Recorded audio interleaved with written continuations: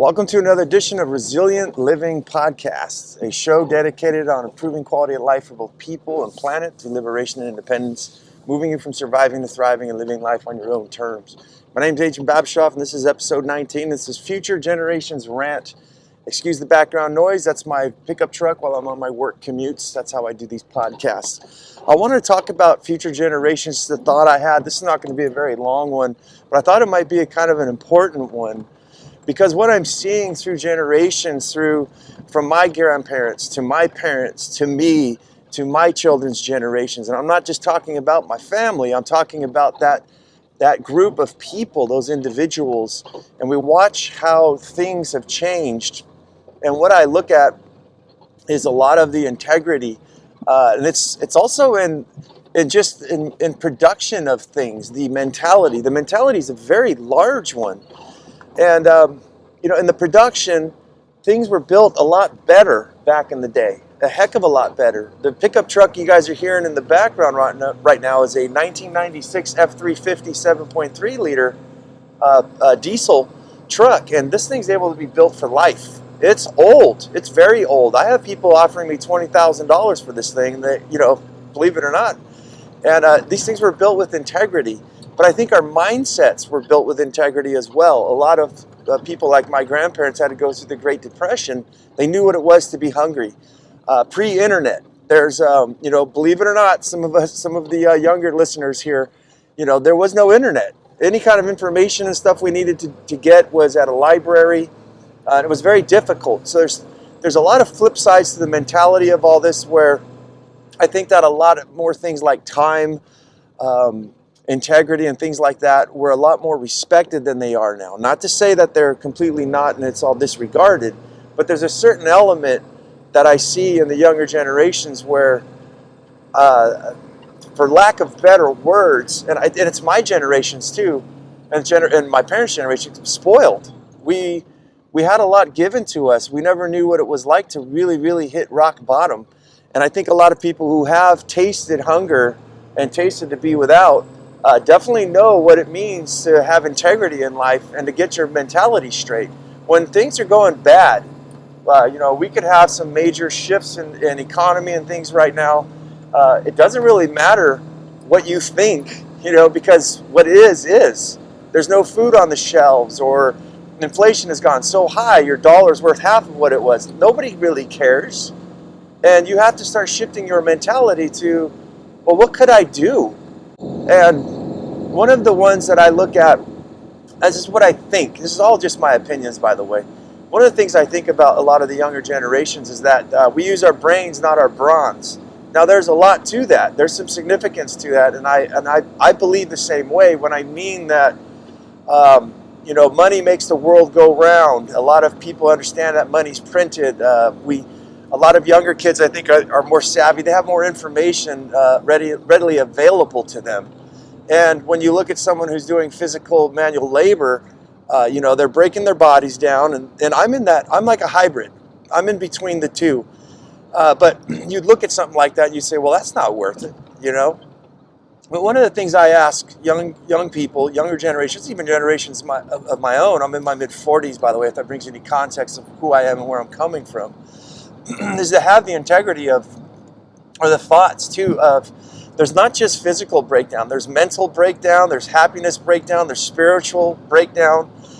I think that in order to be a really good human being is for us to notice that we are all things, as some of the sayings go. The universe is out there. You ask the universe to, and I don't buy into any one particular thing, but in order to be a really good human being, you would know that everything's an extension of yourself.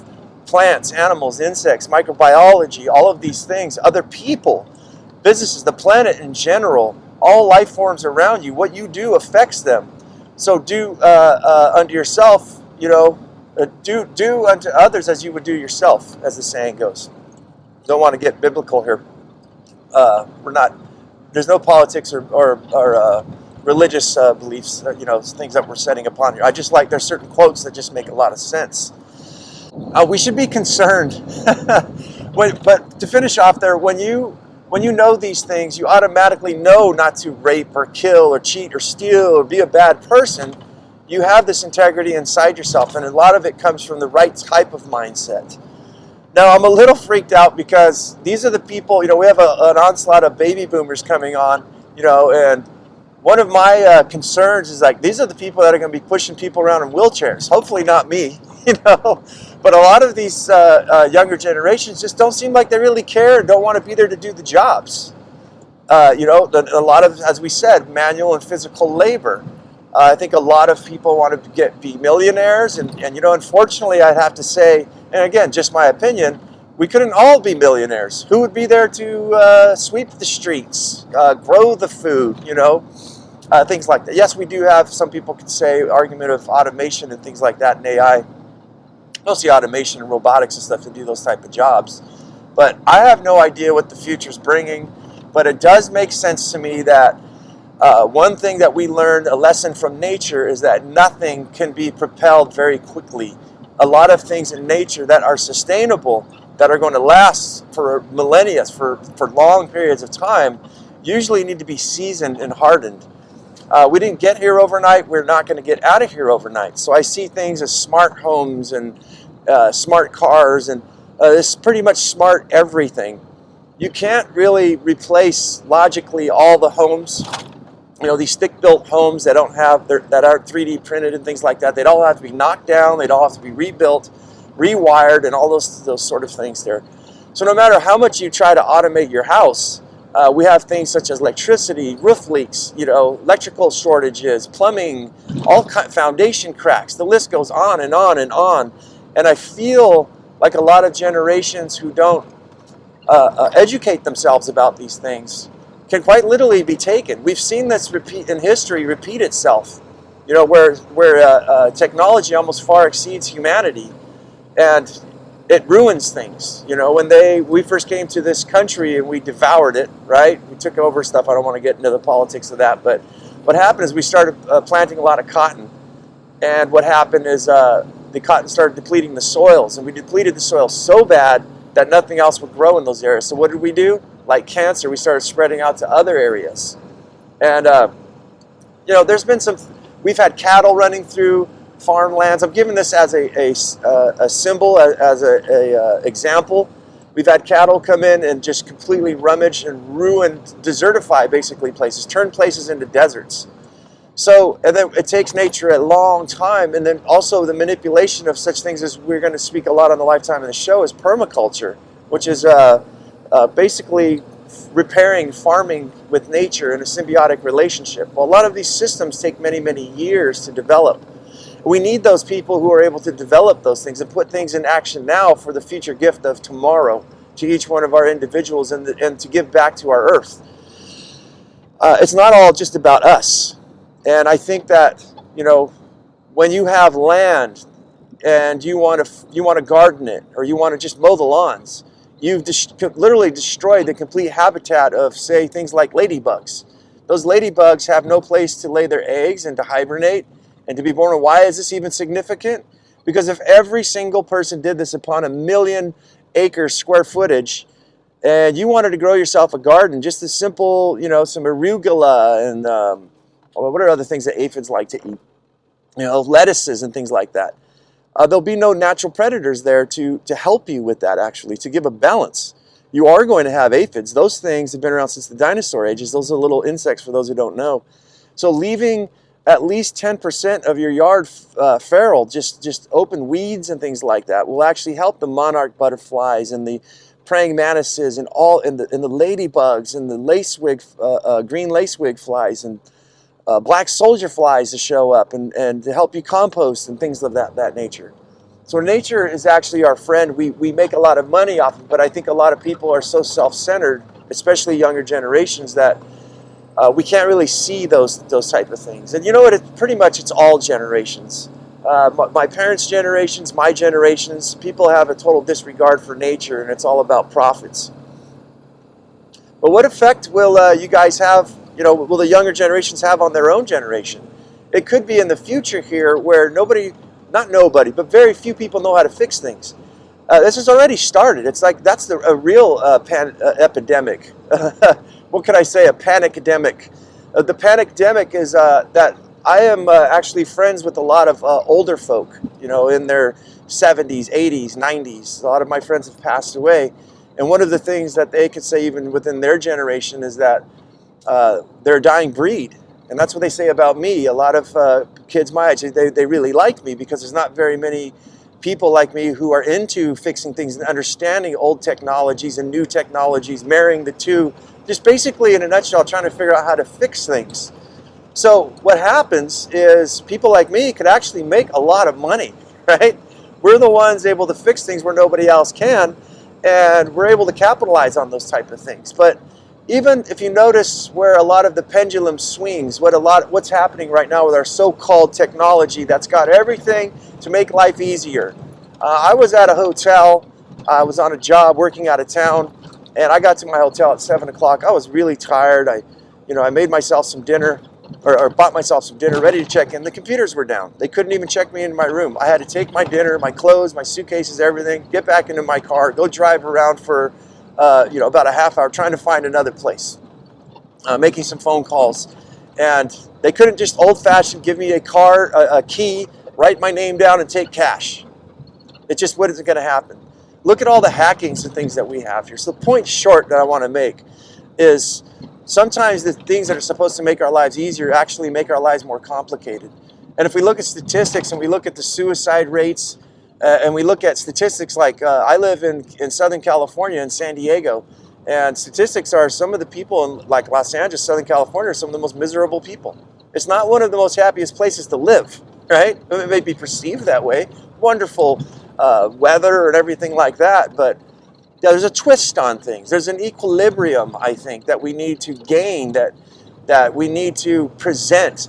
My shows are very informative, but I consider this like when I speak to somebody who asks me for help, or like my kids or something.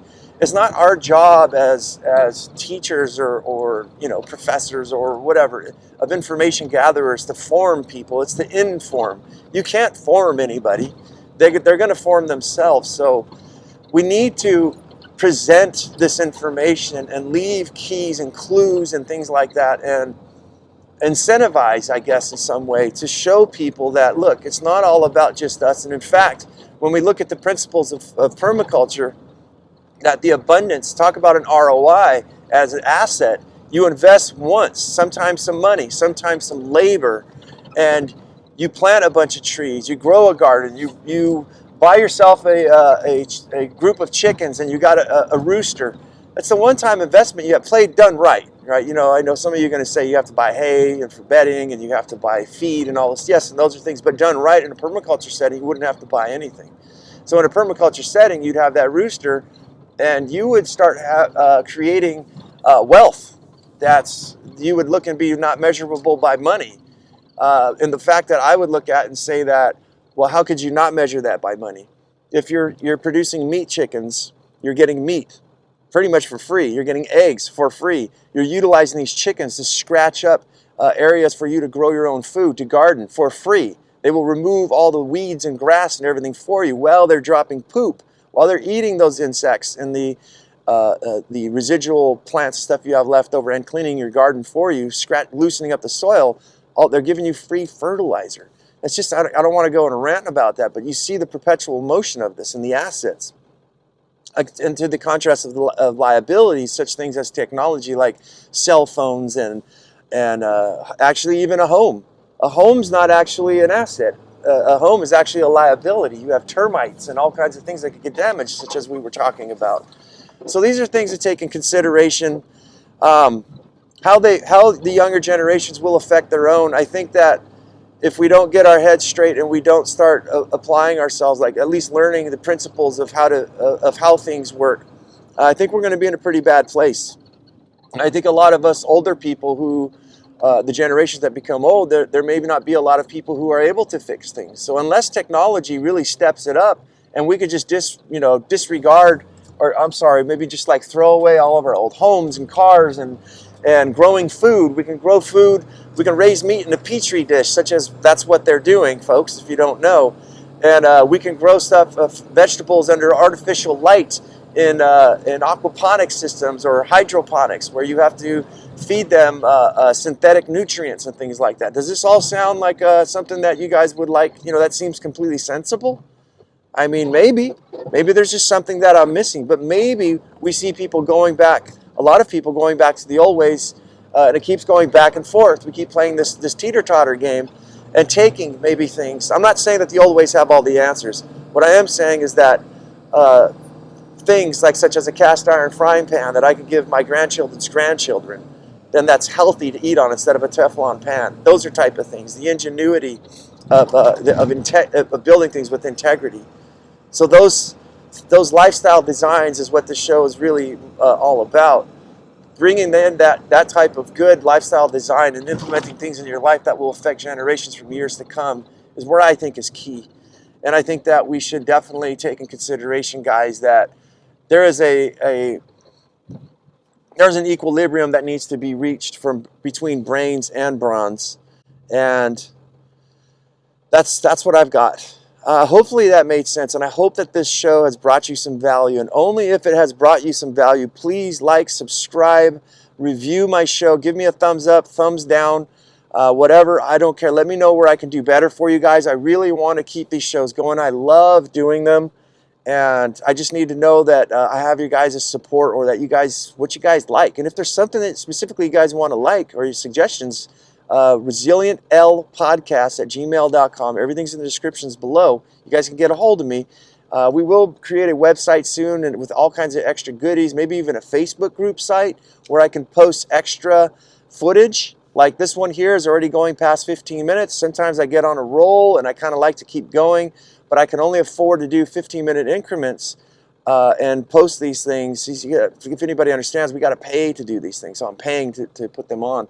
So with your support, if you guys like this thing, I can do extended versions on, say, a Facebook site. But I want to know if people are even tuning in or anything like that. So please, if I did, thank you so much for being here today. And as I always say, guys, go out there and have yourself a near-life experience. Don't lose your muchness. Carry on the fire and human up, my friends.